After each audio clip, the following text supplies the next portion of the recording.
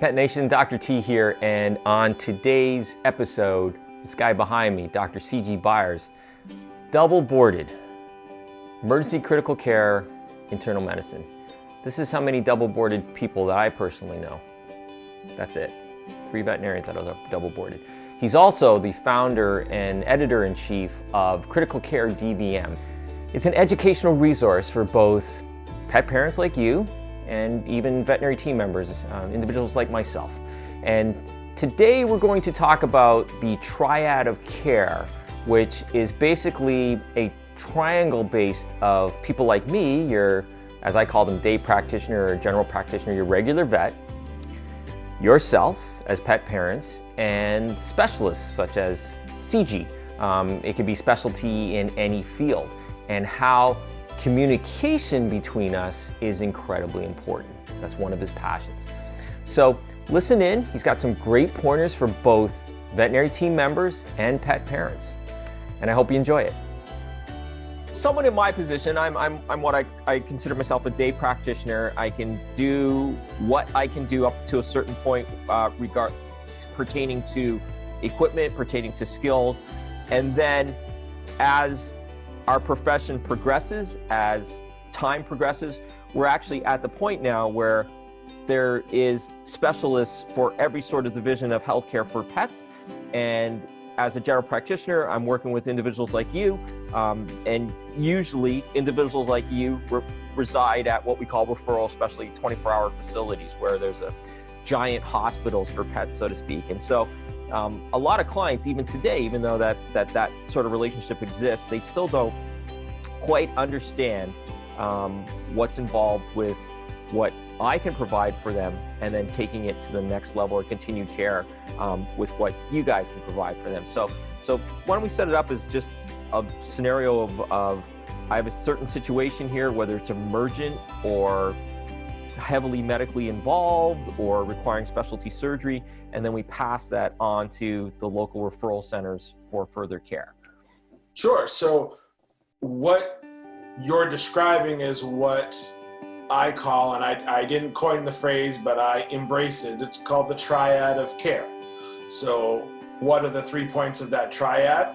Obviously the pet owner, the primary care doctor and their team, and then when needed, board certified veterinary specialists in whatever discipline is appropriate. 1 point on the triangle is no more or less important than the others. It's a collaborative partnership between all 3 entities of that triad. I think it's important to remember that because some pet owners are nervous about seeking second opinions. They don't want to upset their family veterinarian. And what I tell them is no primary care colleague that I've ever encountered in the past 2 decades ever gets upset with a second opinion because everything is shared. We all work together. It's really a fun part of veterinary medicine for me because the thing that drives me, the thing about which I'm most passionate, is education. My job, and I truly feel this, my job is to make sure that pet owners understand their pet's health issues as best as I can. And that can be really challenging sometimes, as you know, because of how complicated things get. But I also have a responsibility and a desire to educate my colleagues in primary care, just as much as I love learning from them. There are so many aspects of primary care that I'm like, don't ask me that, I don't know. My own animals have a primary care doctor. I do not know. We need to talk to your primary care doctor. So that's, again, highlights the fact that 1 point on that triangle is no better than the other, but we're all involved in this educational process. And that's really why I started criticalcaredvm.com, to provide that high-level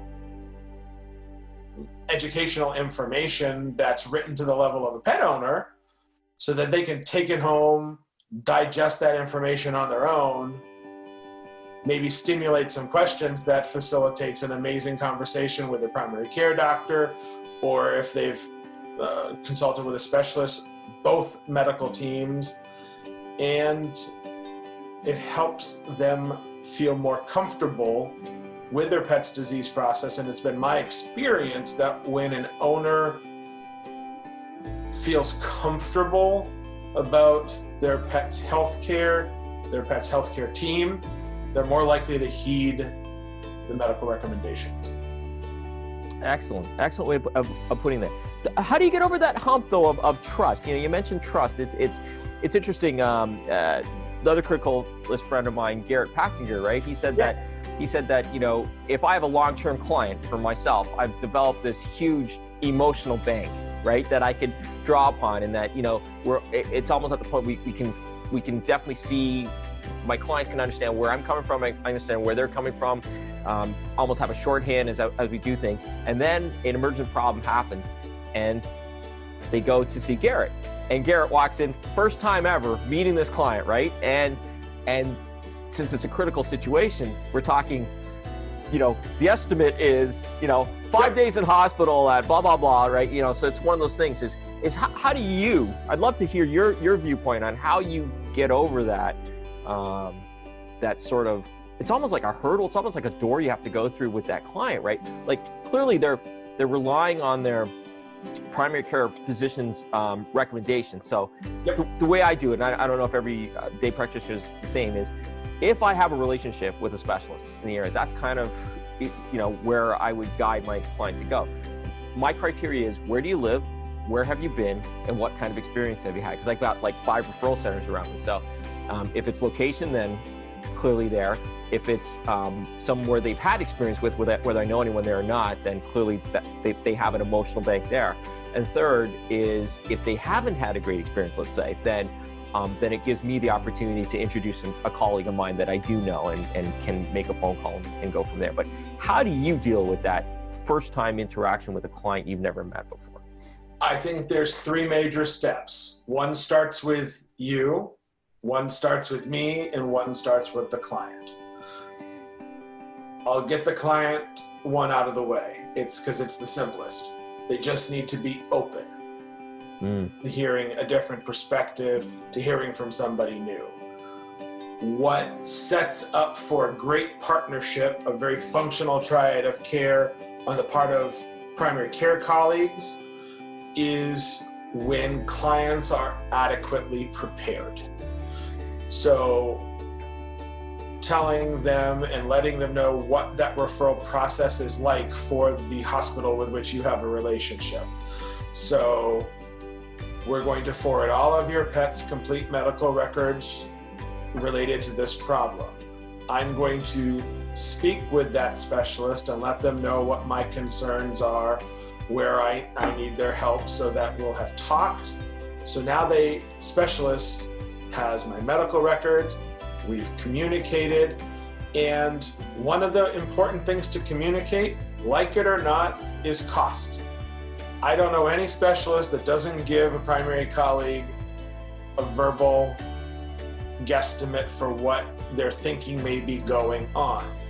And to give that client the information before they come over to the referral hospital is so exceedingly helpful. I can't underscore, bold, italicize it enough.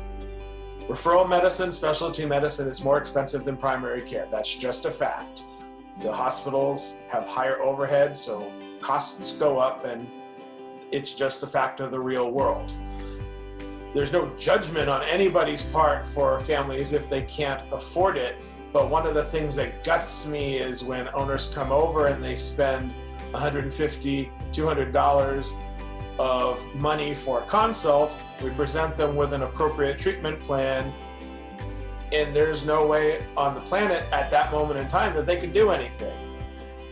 And I know that I would have spoken to the colleague and said, based on what you're describing, here's what I'm thinking, and the average workup for that type of problem is $2,000 to $2,500. Please relay that to the family and we're ready to see them as soon as they get here or whenever their consultation is. And to have them come over and waste, I don't say waste, but know that they're not going to be able to do more. Personally, I feel like I've wasted their money. So adequately preparing clients for that trip to the specialty hospital. I think another thing to recognize is, at least my experience has been at specialty hospitals, we utilize our nurses much more than in primary care. That's not to say that primary care hospitals don't utilize their nurses appropriately. We just use them a lot. They are a huge part of the healthcare team, at least at my hospital. Quite honestly, most of my clients call for my nurse and not for me, because they want to talk to Molly or Megan and not to me. And that's great, because they have a great relationship with the nurses and with me. So to let them know that things may be a little bit differently, you're going to meet a nurse, you're going to meet assistants, and a lot of the specialty hospitals are also teaching hospitals. So to let them know, you might meet an intern or specialty intern or a resident. They're all doctors and they're working with the specialist, but you might meet a team of people. And that's a unique experience, especially if they're not expecting it. And then what do I do? How do I approach it? I think you've just got to be a good communicator. And that's a blanket statement. And sometimes you can't teach some of the communication skills because it falls under the realm of common sense. And it's the unteachable skill. I think you can teach folks some communication skills, but sometimes you're just a good communicator and sometimes you're not. I think I'm a good communicator, especially in a consultation room, because I'm in the moment. Everybody else in my family is an educator, except for my dad, who is a businessman at all levels: university, elementary, middle school. So all of them told me, think of your exam room like your classroom.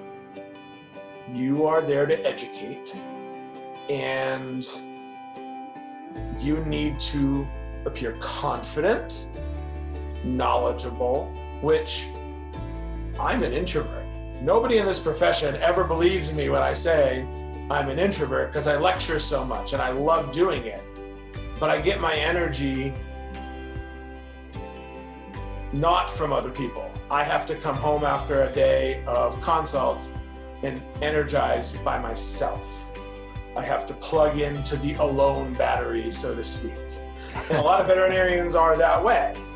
Absolutely. And it can be challenging for an introvert to always be on, so to speak, in the exam room. But you just have to be.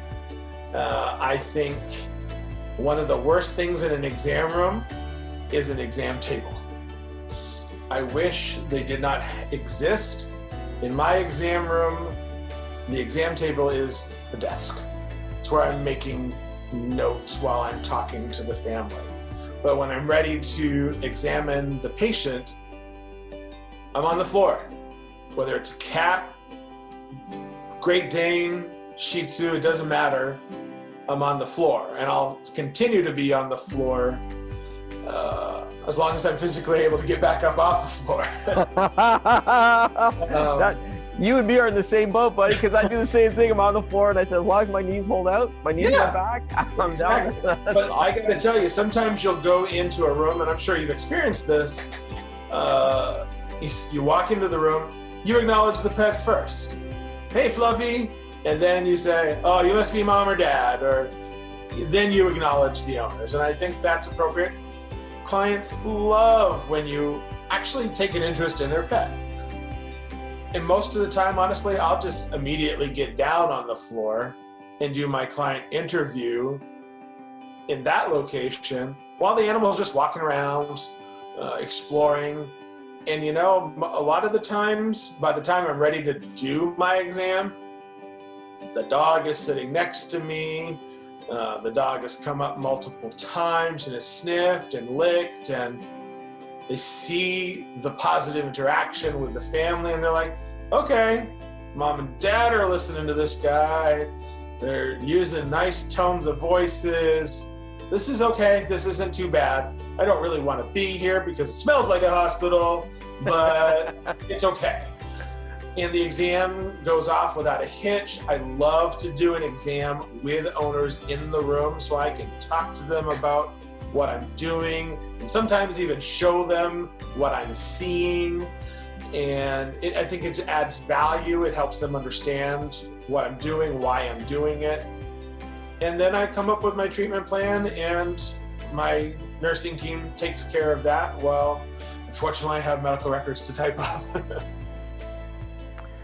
Thanks for watching another great episode.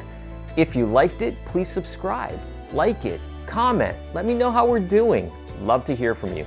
But most importantly, remember everyone, love your pet like they love you, unconditionally. Have a great day.